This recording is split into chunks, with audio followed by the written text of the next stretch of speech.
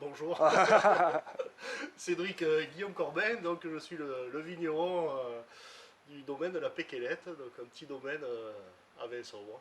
Le plus D'accord. petit domaine de Vinsobres. Ah, le plus petit domaine de Vinçave. L'explication de la Péquélette, ça vient de là. Quand j'ai lancé le domaine en 2005, Mhm, après être sorti de la coopérative en 2004, je suis parti avec 6 hectares. Et mhm. donc j'étais le plus petit domaine de Vinsobres. Et la Péquélette, en provençal, ça veut dire la toute petite, le tout Mhm, petit, le pitchounet, la pitchounette, quoi, mhm. voilà. Alors, étant la plus petite cave de Vinsobres, ça s'est imposé rapidement, quoi, voilà. D'accord. D'où la Péquélette. D'accord. Donc vous avez travaillé en bio tout de suite. Enfin, vous travailliez déjà. Enfin, quand vous étiez en cave coopérative, vous travailliez déjà avec un minimum de respect du travail de la vigne. Et après, donc, une fois que vous êtes passé en, on va dire, indépendant entre guillemets, Oui, vous avez continué ce travail biologique.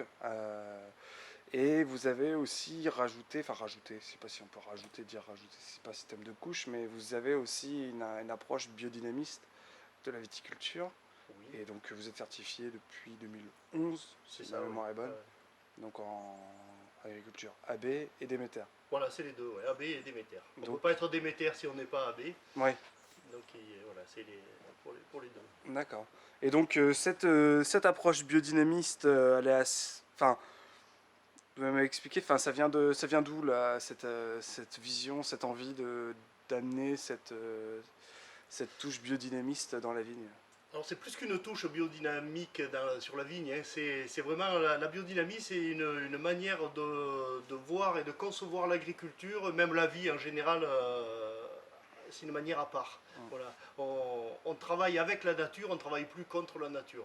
hum, Euh, Quand on est en conventionnel, on a un problème, on prend un bidon rouge, on prend un bidon bleu et on a le problème, on a la solution à son hum, problème. Quand on travaille en agriculture biologique, on n'a plus droit au bidon rouge, au bidon bleu, hum, on prend un bidon vert parce que celui-là est agréé et donc là hum, on applique ce produit et on a une résolution à son problème. L'agriculture biodynamique, on va bien au-delà parce que à chaque problème qui peut se poser, on se pose la question de pourquoi le problème.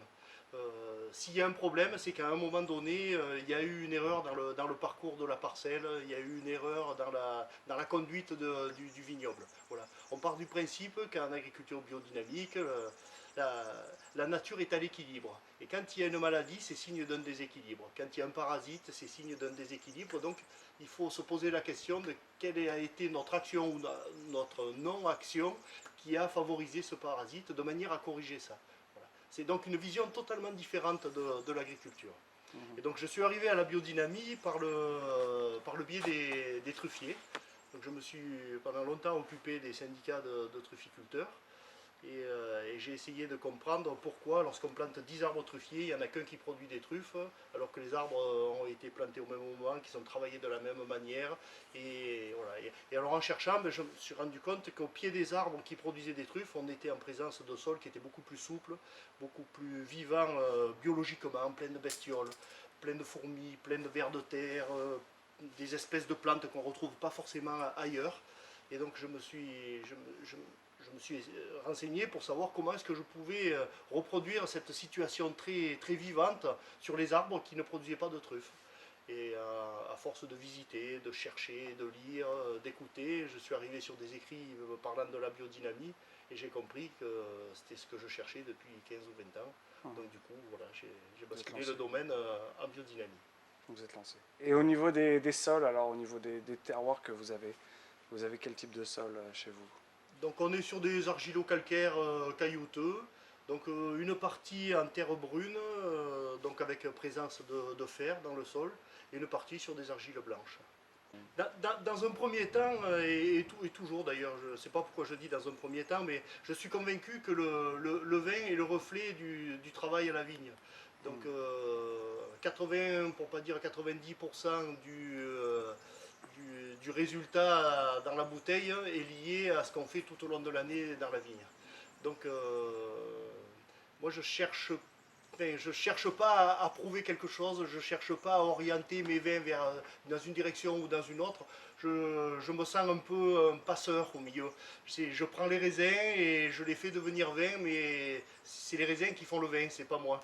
Je suis présent, bien sûr, je travaille dans la vigne et dans les vins, mais j'ai l'impression que je suis une des composantes qui mène les raisins au vin. Et voilà, le vin, il se fait dans les raisins et beaucoup plus que dans la cave.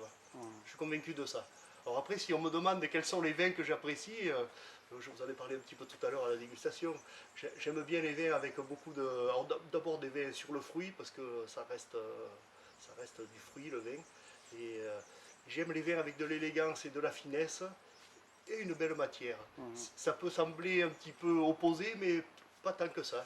On arrive à goûter des vins qui sont très présents, qui sont là, et qui ont une belle élégance. Voilà.